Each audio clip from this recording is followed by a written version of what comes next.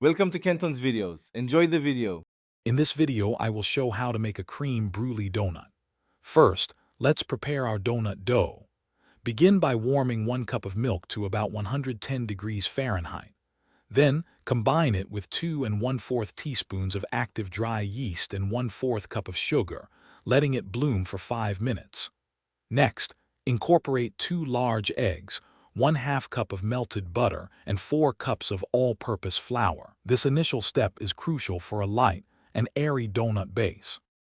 Once your dough is mixed, knead it for 8 to 10 minutes until it's smooth and elastic.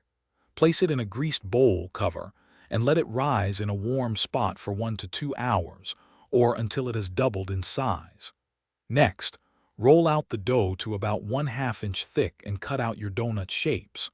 Fry these in oil heated to 350 degrees Fahrenheit for 2 to 3 minutes per side until golden brown.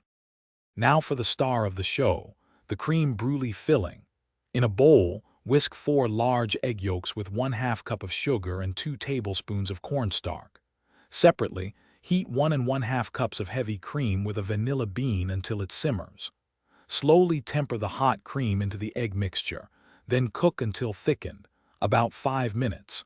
Chill this rich custard for at least 2 hours until it's perfectly firm for piping.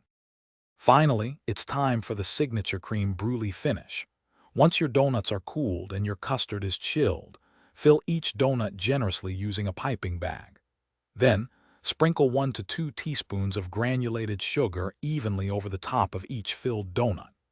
Grab your kitchen torch and caramelize the sugar until it's a beautiful golden brown and bubbly. Serve these delightful treats immediately to savor the perfect crunch and creamy center. Thanks for watching. Consider subscribing if we helped you.